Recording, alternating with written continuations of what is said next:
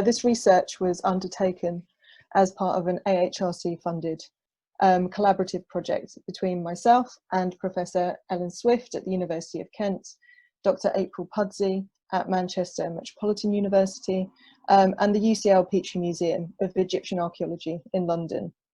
This project, as April mentioned in her paper yesterday, sought to reveal the social experience in Roman and late antique Egypt, and this was done through examination of the artefacts in the Petrie Museum in London. So the research that I'm presenting today represents one small element of that project and will be published in our co-authored volume, which comes out next year.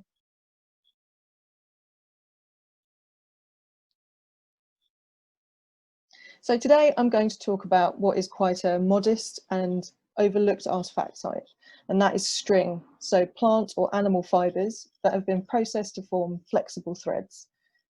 Despite the apparent humble nature of this material, I hope to show that it can in fact tell us about the beliefs and cultural practices of people in Roman and late antique Egypt.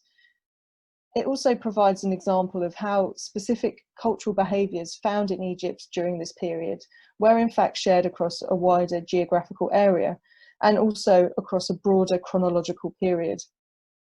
Cultural influences, both internal and external to Egypt, can be discussed via this artifact type.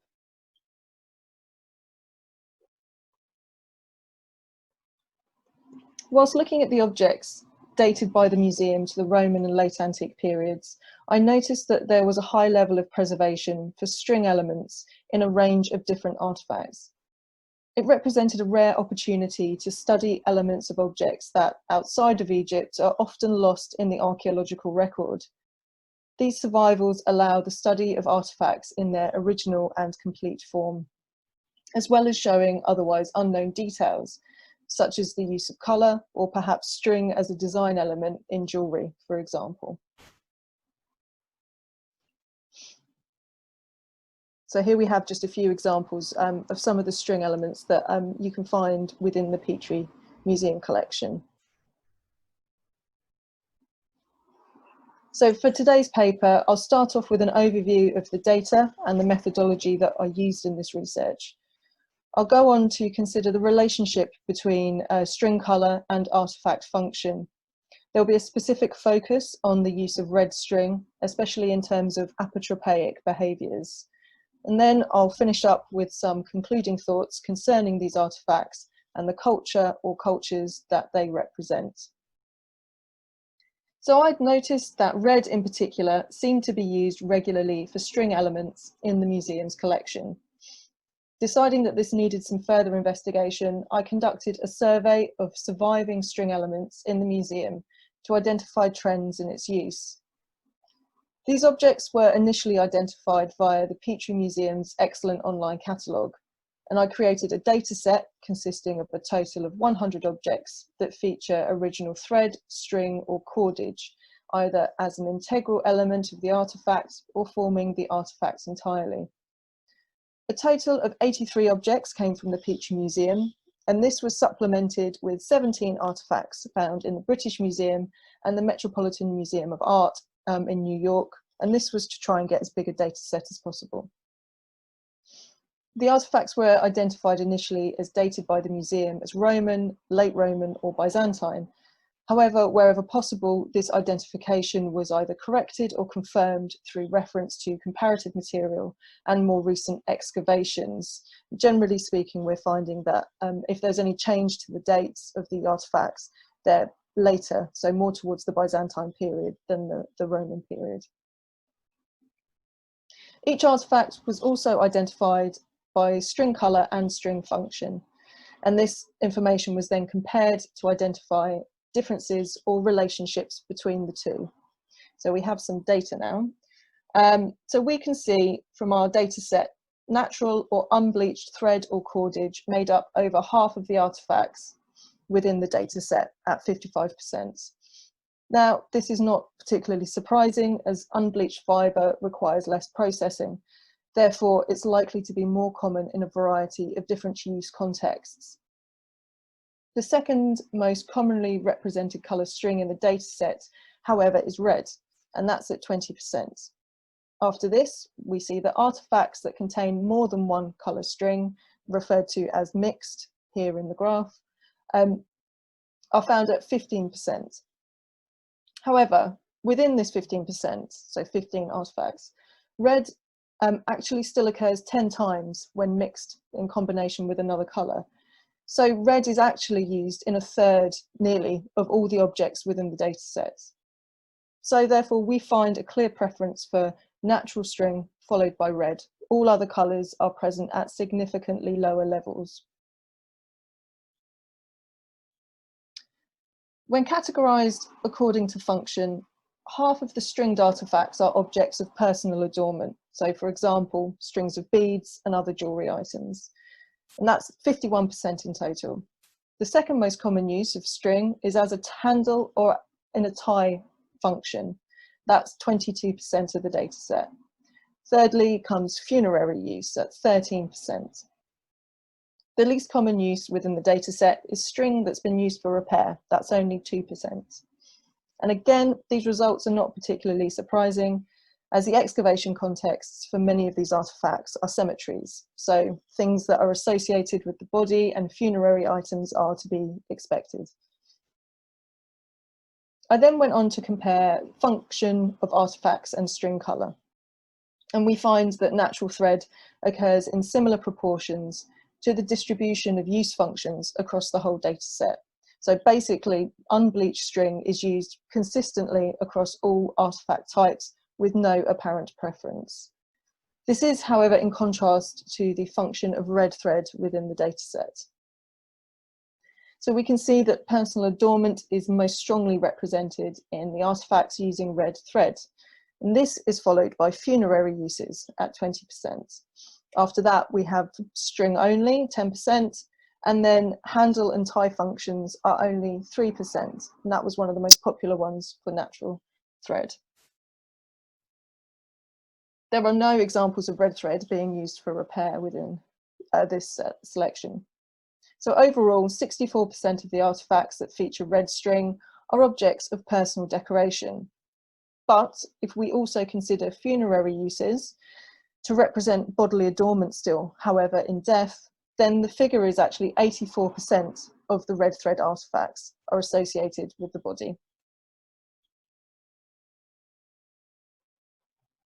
So in the data set, we can see there's a clear preference for red string used in artifacts associated with the body. The reasons for this, though, do need to be interrogated. Does this apparent preference reflect a conscious choice or something else? So red dye was produced in ancient Egypt alongside a variety of other colours from a range of sources. So for example, the mineral ochre, and also the roots of the madder plant, which was introduced to Egypt in the 18th dynasty.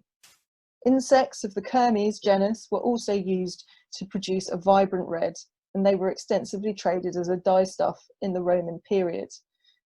We do see, however, that other dyes were also extensively used. So-called Coptic textiles, such as this fragment here of a wall hanging from the 4th to the 6th century Egypt, attest to the use of a rich range of greens, yellows, purples, blacks, and blues. The documentary papyri also reveal the diversity of colours available as dyestuffs. So, for example, we have the 4th century Stockholm papyrus. This lists dye recipes for shades such as dark yellow, leek green, quince yellow, dark blue, and a variety of purples, amongst others. So there seems to be no technological reason why red dye should be preferred over other colours. What we do know, however, is red is one of the most enduring dyes on fibres. We might therefore expect preferential survival of the colour red as opposed to its preferential use. The Petrie Museum artefacts are mainly wool or linen fibres, and this is important as all colours are more likely to persist on these types of fibres compared to something else like cotton, for example. In addition, the majority of the Petrie fibre objects have been quite well protected from UV light. So they're often excavated from burial contexts, and then they're stored within boxes and drawers in the museum. Thus, they've avoided the colour degradation that's often associated with light exposure. Furthermore, the colours that are most prone to degradation do seem to survive well. For example, the black that we find on this braided bracelet. So colour preservation generally seems to be quite good. In fact, the main problem affecting the string colour instead appears to be the adherence of dirt, which sometimes obscures the thread colours underneath. And this can be seen here in this pair of cord bracelets. And these bracelets are in fact red, which you can see from this detail shot underneath the dirt. So red is not present in the data set due to the longevity of the dyes used. Instead, examples of red string artifacts from the data set demonstrate its consistent presence in decorative elements of artifacts, and these elements were designed to be visual. So there is one example in the data set of the use of red on a handle or tie element, and this was quite a large section of the data set, this type of function. And this is an ornate key. The coloured thread element in this instance is the plaited red and black leather handle. So the strap is long and you can see heavily decorated, and therefore intended to be worn or displayed prominently. Now this contrasts with the more utilitarian and natural coloured string handles that are more common within the data set. And this example is a handle attached to a wooden stamp. So we can see that this is purely functional, and it doesn't have a function as a display element of the object. And a similar contrast can be seen between the use of red and natural coloured threads in bead strings. So red thread, when it's used with beads, is usually visible between the beads, and it's exposed for long stretches, and it becomes a visual element of the object.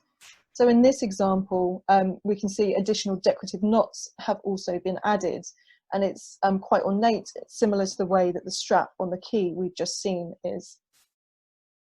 So this is distinct from the role of natural thread in bead strings, where the string is hidden by the beads, which cover it up completely. In the bottom picture, there is a section of exposed string, but this is only visible because a bead has been lost. The primary function of the natural string here is to carry the beads rather than being seen. So red thread had a significant role associated with display. The use of this organic element was deliberately designed to be visible to others. In contrast, the use of natural string is predominantly functional and had no real visual element. If we look to textual evidence, however, we see that there is also a cultural explanation for the preference for red. We find that the symbolic use of red exists not only in Roman cultural traditions, but also those native to Egypt, as well as in early Christianity. So red was considered apotropaic, with the power to ward off the evil eye. In Egypt's earlier history, red was considered a powerful colour, denoting both good and evil, and was used in dynastic Egypt as a tool in magic and spells. It was a popular colour for stones used to make amulets, and it was also associated with the goddess Isis, especially in the form of a loop of red worn as an amulet, known as the tiet knot, and the goddess herself was often depicted wearing a belt of red cloth. The importance of red is also evident in the Roman and early Christian traditions. So work by dress specialist Faith Pennock Morgan has outlined the symbolic use of red in Judaic and Greco-Roman cultures up until the late antique period. So red was used in magical spells in the form of cord, textile, and also red-coloured natural materials such as dung. And this can be seen in examples from the Greek magical papyri and also descriptions from Pliny the Elder. We find red wool also being recommended as a medical treatment by the late antique writer Marcellus Empiricus. However, most specific for the data set of red thread artifacts is a condemnation of the wearing of red string or cord as an amuletic device by early Christian writers. Clement of Alexandria decries the practice in the 2nd century AD, as does the cleric John Chrysostom in the 4th century. And this is a quote from one of John Chrysostom's homilies, and it reads, "What shall we say about the amulets and the bells which are hung upon the hand, and the scarlet woof, and the other things full of extreme folly, when they ought to invest the child with nothing else save the protection of the cross, while the thread and the woof and the other amulets of that kind are entrusted with the child's safety." So the translated word here is woof, and that is a term that specifically relates to the weft threads on a weaving loom. So we are talking about red string or thread. From this extract, it's clear that by the late Roman period, string or cords of red-dyed textile or wool were explicitly being worn to protect the wearer. And this is especially true for young children, who were some of the most vulnerable within society. And they're explicitly mentioned within this extract from John Chrysostom. Specific examples from our data set also support the apotropaic use of red thread for the youngest in Roman and late antique Egypt. We can return to this pair of bracelets made of plied red cord, each featuring a single brown and white striped shell. These pieces of cord are knotted together to form a fastening, creating a loop with a diameter of approximately 4 centimeters, and these are clearly sized for the wrists of a very small child. These bracelets come from a burial context, so in all likelihood, the child was buried wearing these amuletic items. Similarly, another piece of red thread within the data set, seen here on the right, and decorated with a single large bead, appears again sized for a very small child or baby, with a length of approximately 7.5 centimeters. We also have a loop of plied red thread doubled up and fastened with a knot like that in the previous examples. And the example here suspends an ornate mould-made lead cross. And the style of this dates it between the 6th and the 10th centuries. However, it's from Cowell, the cemetery's there, so it's probably the earlier end of this spectrum. The diameter of the loop is approximately 6 centimeters, so it's an appropriate size for an adult's wrist. And this example also helps us to identify another less complete artifact. So again, knotted red string with a lead cross suspended from it, seen here on the right. So this was also likely a bracelet.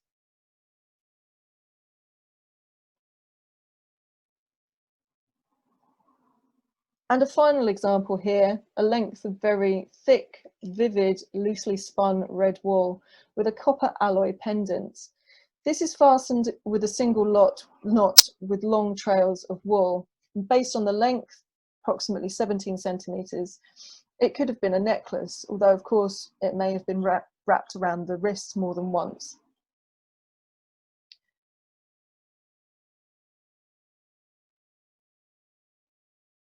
So in addition to these examples, the apotropaic role of red thread is enhanced by the fact that we also have several items featuring red string already that are symbols of protection.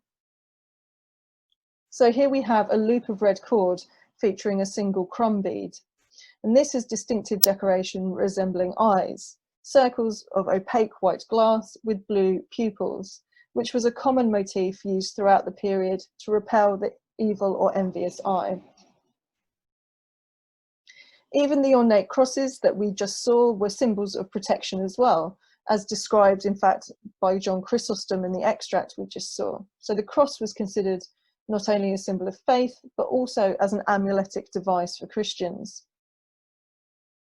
The use of red string in the dataset from the Petrie Museum therefore reveals specific behaviours in Roman and especially late antique Egypt, namely the wearing of organic jewellery in the form of red dyed string, sometimes in combination with other apotropaic symbols, and this created a form of amulet or magical protection. And this interpretation is further bolstered by other recent research. In fact, we see that this practice extended beyond jewellery items. Work by Tineke Roerjakkers has shown that Red threads were crudely woven into Egyptian tunics in the late antique period and used as an amuletic method of protection for the wearer.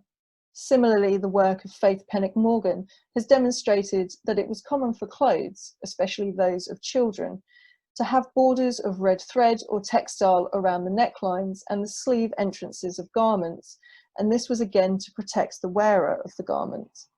And I myself have found within the Petrie Museum collection quite a few examples of red used on the soles of shoes and also around the edges of shoes where you put your foot in. So it seems that red was popularly placed on liminal areas and entrances to garments to protect the wearer's body from external threats. This makes the choice to use red on funerary objects particularly interesting. So a lot of the funerary items within the data set are in the form of burial tapes. Burial tapes usually consist of red dyed linen, and they were used to wrap the shroud around the deceased's body, holding it in place. So you can see the example here from the Petrie Museum. These objects are known from cemeteries across Egypt, and the practice dates from approximately the 2nd to the 7th century CE. Chemical analysis on the red fibres from tapes that were excavated at Fag el Gamous shows that they are stained rather than dyed. And this is done with red ochre, which would not have been colour fast. So this demonstrates that these tapes were never intended to be washed or reused and underlines their association with burial. Considering the protective power of red string and threads, the use of red on these burial tapes functioned to protect the deceased in their journey to death and afterlife, as well as in a practical sense, holding the burial shroud in place.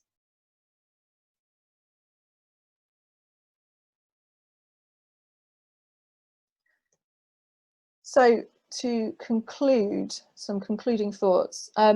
So we know that the evidence from the Petrie Museum reveals the importance of red thread in items of personal adornment.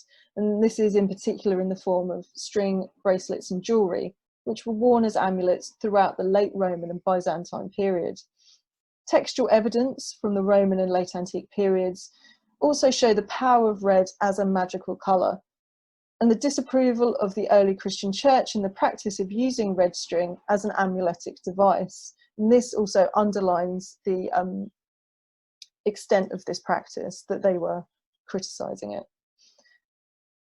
The artefacts from the Petrie Museum further reveal how red thread could be combined with other symbols of protection, such as the cross or evil eye, for increased efficacy. Thinking about the theme of this conference, it's clear that these behaviours were part of a broad cultural tradition that had begun in earlier dynastic Egypt, if not, in fact, before that. The material and textual evidence confirms red string as part of an apotropaic practice specifically occurring within Egypt. However, if we think of the extract from John Chrysostom, he was Bishop of Constantinople, and Marcellus Empiricus was from Gaul. So it also seems clear that the practice was not in fact confined to Egypt. Instead, it seems to be perhaps broadly Mediterranean, perhaps travelling far across what would originally have been the Roman Empire. And it's interesting in light of this to consider what similar evidence has been lost from beyond Egypt due to the disintegration of organic materials in wetter climates. So through evidence like this, we can consider that the cultural practices of people in late antique Egypt were in fact some ways very similar to communities across the late antique and Byzantine world.